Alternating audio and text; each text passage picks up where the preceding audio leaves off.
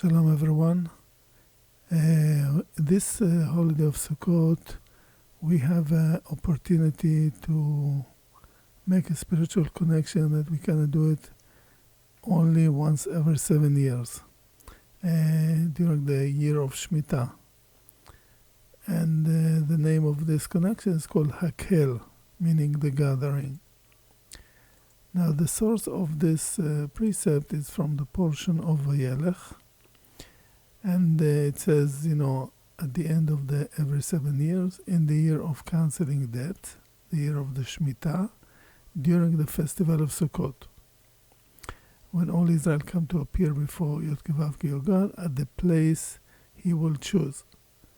You shall read this Torah before them in their hearing. Gather the people, men, women, and children, and the foreigners residing in your towns. So we're talking about a precept that related to everyone. It's not just the men, it's men, women, and children. Now, why the holiday of Sukkot? We know Passover is the right column. Those three holidays, major holidays, are holidays that we need to go to the Holy Temple and see it. So Passover is the right column, Sukkot is the left column, like receiving energy, and Shavuot is the central column, balance. It's the day when we receive the Torah. Passover has 7 days, and Sukkot has 7 days. And with the aspect of the left column, we know that the Sukkah is a unique tool to connect to the light of Bina and Zer and Pin. And the light from Rosh Hashanah and Kippur is actually delivered through the Sukkah, through the tool of the Sukkah, the lulav, eating in the Sukkah, and other things. So on this Sukkot, we can make this special connection of Hakhel. And this is the time really that we can really create a big difference. Now, what's the power of 7? Why every 7 years? And we will learn soon that it's about renewal of energy. Like we have every day, every week, we have the Shabbat, which is the 7th day. And that's the only day where we can come and gather people, at least 10 people, and we can read from the Torah, using 7 aliyot, 7 portions, again, to connect and manifest this energy in our lives. Now, the Israelite left Egypt on the night of Passover, and 7 weeks after, we received the Torah on Mount Sinai. Again, 7. On the 7th month of the year, we begin the year of Shemitah, sabbatical year. So we know the 7th year is sabbatical, like Shabbat. And this type of year comes every 7 years. And again, we understand that on the 7th we receive 7th aspect of Malchut, of manifestation. So, and this year we don't want to miss this such rare and great opportunity to make the special connection during the 7 days of Sukkot. Immediately after Sukkot, we celebrate Simchat Torah, the joy of the Torah. We finish reading the last portion of the Torah, which is Vezot HaBracha, which means this is the blessing, and immediately start reading the Torah from the beginning, from the Bereshit. In the beginning God created heaven and earth. We start again the cycle of the Torah. So we see that we have a renewal here. So obviously this event has a lot of significance. Now, the precept says, we need to read the Torah. Now, we cannot gather all the Israelite from the world into Jerusalem. We don't have the Holy Temple. But we have a tool that was designed actually to replace the Torah in this kind of situation. And this year is unique because we have the tool online, and I'll explain soon. So we may not have the physical Holy Temple in Jerusalem to go to, but We have the spiritual aspect of it, and the Zohar that gives us the revelation we need as if we visited the Holy Temple. Now we should know that Rabbi Shimon was called Sinai, like Mount Sinai, Sinai, because of the great revelation of the Torah he made through the Zohar. Now let's read from Zohar Vayachi, number 120. Rabbi Yosef said, from the day Rabbi Shimon left the cave, nothing was concealed from the friends, his students.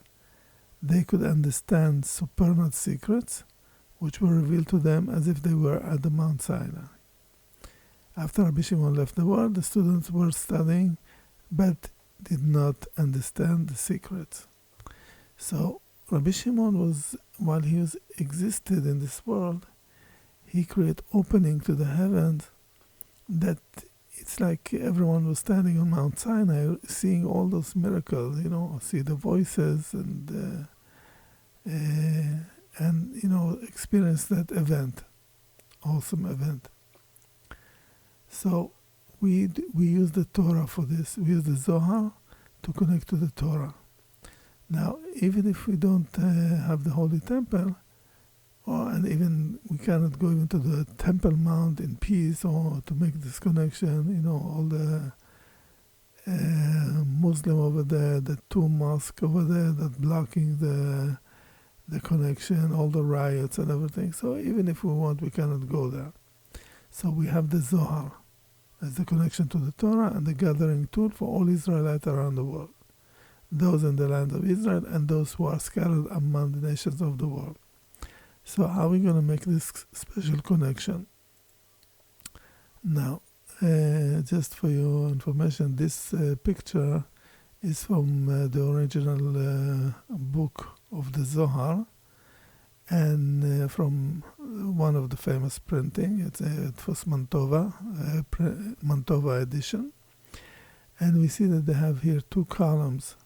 Those two columns represent two columns in the Holy Temple that were called Yachin Uva'az. Whoever sings, on the third meal, we have the song Yachin Uva'az B'Shem Nikraim. So it refers to those Netzach and Hod, relate to prophecies, to connection to the light. Okay? So the Zohar obviously fills up this connection.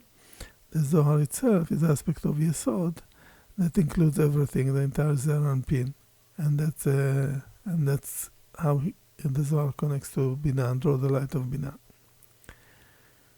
So, and why the Zohar? Let's see why we can use the Zohar instead of reading the Torah. The light is numerically 107, or light 107.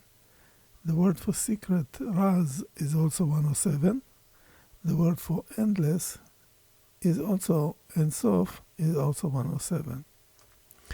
Now, the first 42 letters of the Torah concealed the Ana B'Koach, the 42 letters of the Ana B'Koach, as we see here.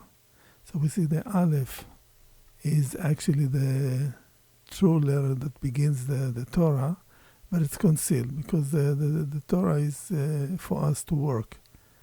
It comes with blessing, but it's all for us to work. And we see that the first 6 letters of the Torah is concealed the Aleph Bet Gimel Yud Tav Tzadik, which is numerically 506, meaning unconditional love. So in the beginning, God created the world with unconditional love. And we see that the first 3 letters of the concealed Torah is Aleph Bet Gimel, which is the first 3 letters of the Hebrew alphabet, Aleph Bet Gimel. So we see that the Zohar reveals the secrets of the Torah and the light of the endless. Obviously, this is not the only secret. There are millions, we can't even count because the Torah represents the code of the universe. Now, another interesting fact, the word Bereshit is 913, and Aleph Bet Gimel Yud Tzadik, that the inner Torah is 506, unconditional love. The difference is 407, which is numerical value of Teva, like Ark, as in Noah's Ark. So we know that the Zohar is considered to be Noah's Ark, Tevat Noach. So when we connect to the Zohar, we connect to the protection of Noah's Ark. On Sukkot, we use the Sukkot to receive the light for the entire year. You know, we were judged on Rosh Hashanah, and the verdict on Yom Kippur, and whatever was decided for us, we're going to get it through the Sukkah for the entire year.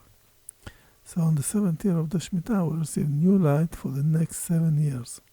It's not like a simple year, this is like a energy for 7 years. Again, Sukkah is 91, numerical value 91, as in Amen, Aleph Mem Nun. That Amen actually represents the two names of God, the Yud Ke Vav Ke and Aleph Dalet Nun Yud, the upper and lower. So we see that Sukkah is connection. 91 is also Malach, angel. So that's the angel is a channel for us. So the Sukkah is a channel for us to connect higher. Now, the only place that we gather together and connect to the Torah is the Unity Zohar. Why? Bear with me. The Unity Zohar was designed very uniquely, okay? Now, when I thought about it, I was thinking about, how to bridge people together. Because there are many, there are the two big Kabbalah organizations that based on the teaching of Rabbi Ashlag and the Zohar, and but they are very separate. You cannot bring them together. I don't think I didn't see any attempt even to make unification between the two organizations. Everyone has his own ego. I'm sorry to say that. Everyone has good things, gather people, teach them great, amazing things, bring them together. But when you look at it from above, they're two separate organizations. They gather people, sometimes, by using negative words against the other organization. So anyway, the idea here is like you cannot trust organization to create unity. So that's why I put the Unity Zohar without any organization. There's no organization. I made it. I'm not an organization. I don't have buildings, offices, recruiting system, stuff, etc. This is a pure tool for everyone. So what is this tool? It's a unique system that contains the entire Zohar in a database. I stored it in a database. Now, so it can be easily displayed on the internet. So each visitor to the Unity Zohar received a page with 2 paragraphs of the Zohar text. The next one that visits the site, it could be a split second after, received the next 2 paragraphs, and so on and so on. So anyone that comes to the Unity Zohar, like you see in this picture on the top right, is like pulling one page from the virtual page from the Zohar. In this case, 2 paragraphs. So everyone received, and so we finished the book. Actually, we can finish the entire Zohar basically in seconds. So everyone received 2 paragraphs, and if we have enough people, we can complete the entire Zohar reading in a matter of minutes or and so on. And then when we read together in unity, and is as if each one of us read the entire Zohar. So and you see that this is like amazing system basically, and thank God for giving me this idea. And this place can bring the people from Kabbalah Center, people from Bnei Baruch, Leitman, and all the other small ones, to really make a connection in unity. You cannot bring them together to read the Zohar, even if you put Madison Square Gardens or other stadium, bring them together. Even then, even if you manage to bring them together into one stadium, they will sit separately. It's crazy. It's true. Try it. Try it. I wish I'm wrong in this. But anyway, right now we have this tool and can create unity and responsibility for each other, because when you access this Unity Zohar and connect to the Zohar, which is the aspect of Keter, of the entire Kabbalah studies, everything comes from the Zohar. The Holy Ari, Rabbi Shimon, and all of them, the Rabbi Ashlag, Rabbi Brandwein, and all the other teachers, the Rabash, the Ravberg, and the Leitman, they all come from they study from the teaching of the Zohar. So the seed of everything is the Zohar. Even though they teach now some kind of aspect of Kabbalah, on different level, different courses here and there, everyone find his ways to teach their people. Bottom line, without the Zohar, or let's say the Unity Zohar, there's no unity. And what I want here from everyone to really access this website with thinking of unity, connected to the Torah through the Zohar, and fulfilling the precept of Hakhel. Because there's no other unity, true unity that can happen. I mean, there's unity between the different groups, among them, nice unity.